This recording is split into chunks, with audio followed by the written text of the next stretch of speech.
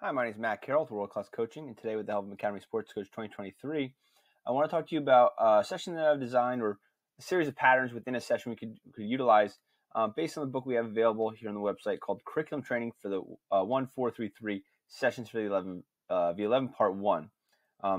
There's obviously also a Part 2. There's also for the smaller sided games as well for coaching your 4-3-3 formation and obviously condensing it to the appropriate formation for that age group. So here I got my 4-3-3. Ooh, I had a 4-3-3. I think I messed it up a little bit. I was changing stuff, but a 4-3-3. Now, my 4-3-3, I like to kind of have these two players sunk a little lower, like sixes, kind of in that role. You can play it a little more flat like this. You can invert it like this. There's different things you do with the center midfield and how you position them.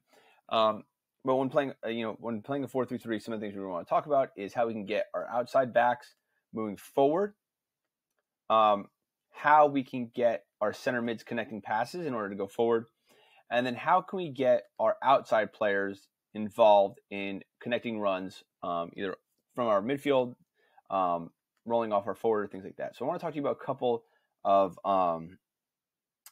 passing patterns and a couple of drills I'd like to utilize to teach different concepts in the 4-3-3.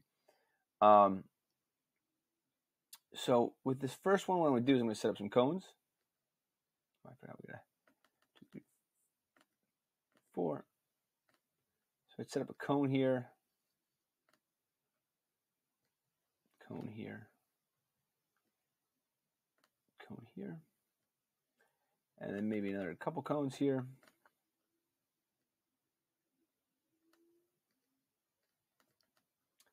And we would do more kind of up the field.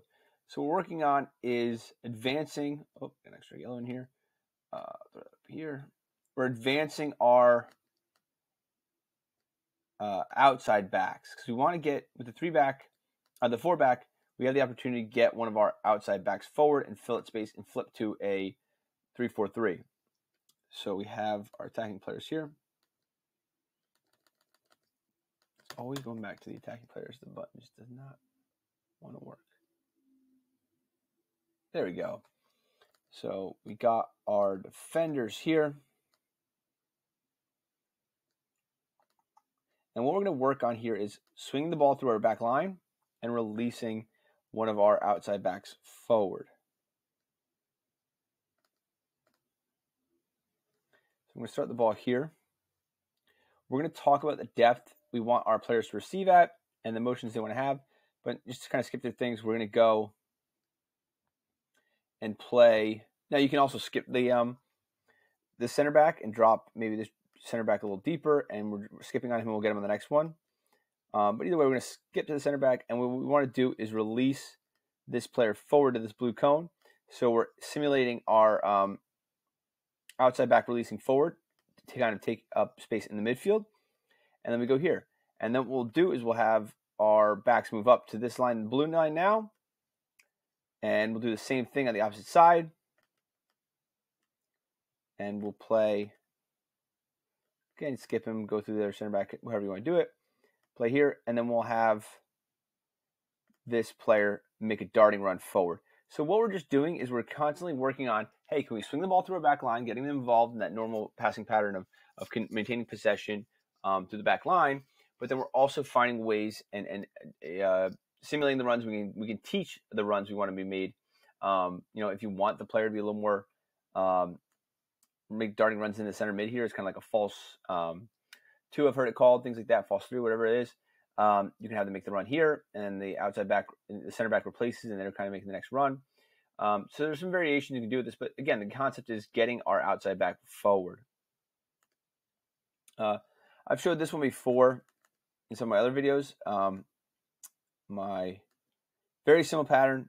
My friend showed me it, that he likes it. I've seen different ways. I just call it the Sheamus Pattern now because it's easy to remember, and he made a video on it. But a pretty simple concept here when we're talking about our center mids. So with our center mids, we're gonna want our center mids to be outlets to drop the ball back to. We're going to want them to change the field, and we're also going to want to make them move forward into attacking runs in our 4-3-3. So what we have here is the ball. We initially play the ball here to here to a target player out wide. We then have that player play the ball back to our initial player here. This player should play forward, their body momentum taking them towards the outside player, and then drop off and open their hips up as a pivot, like we would with our 6 in the center mid.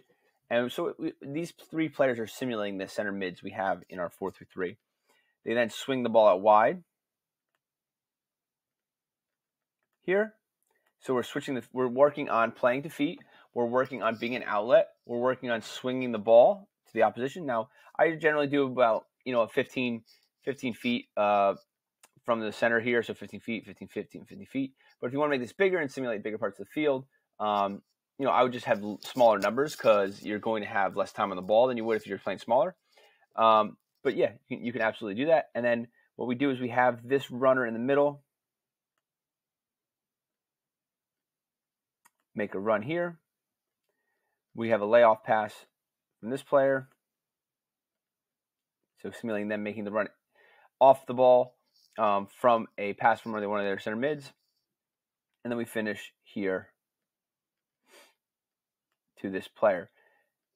The player that passed it then replaces for the player that had just they received the ball from.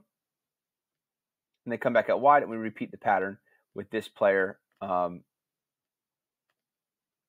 then going to the end of the line over here. Okay, so again, we're simulating playing to a target, receiving back as an outlet, swinging the ball, making runs forward, playing a target, and then off the ball runs to create width in certain situations. So a lot of the things that we're going to need our center mids to be playing on. To combine the two, what we can do is we can have, I'll just use the 2 halves of the field here, but we can have, we need a third one, so I'll just make it 1, 2, 3, 4, 5, 6. So we'll just have 1 box here, 1 box here, and another box here.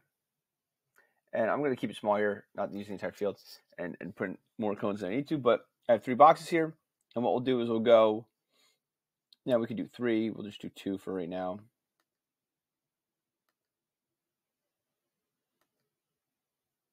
We'll do 2v2s in each box.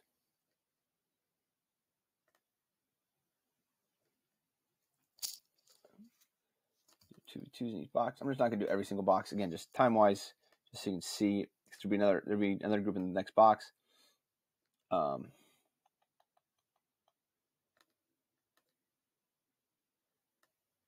there'll be a third box up ahead that they would then continue to lead into.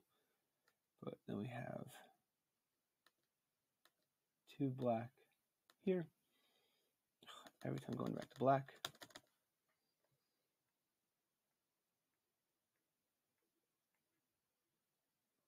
There we go. And a third black in to create a 3v2 in this box. Oh, too many. So we have here's a 3v2. If we can do a certain number of passes, we can do if they can break the line, whatever it may be. If they're able to get the ball from this box here over to this box here, okay, we can release one of the players in black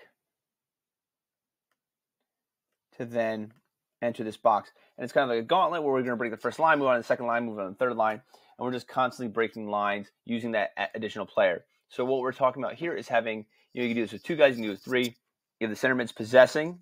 You're talking about outlet passes. You're talking about ways to run off the ball, switching the field, different things we want our center mids to do. And then we're implementing the off the ball run from an outside back to then kind of sweep in and provide that overload on one of the sides. And then you can have a third box that they run into, and you're kind of doing that, continuing that pattern. Now you also can then add a third player on the outside for yellow, simulating that the counterattack from the 4-3-3, so you can work on both sides here instead of just having like the yellow if they win it. The pattern's dead. So a couple options there. And then for our offensive players and the forwards, I'm having some runs here where just maybe a shooting pattern where we've got our 9 receiving, 2 outside players simulating this. And then maybe a coach or a goalie, whatever we want. I'll use the goalie right here. Feeding them a ball. Okay. They feed any one of the players. And then we're talking about off the ball runs we want to see. So maybe we have the patterns we want to see when we receive out here. The strikers, maybe we have the striker moving in here. We have the outside, the 11 running into a pattern here. Whatever it may be, and just whatever you're looking for those forwards to do, simulating the runs you want them to do. Now, they're not going to do the runs exactly what we want every single time in game because the situation is going to call for different things. But it's starting to give them a semblance of what the expectation is for the attacking runs for the forwards. So if we go through all those, there's 3 different ways we can kind of attack through mostly patterns, but a little bit of a dynamic small-sided play.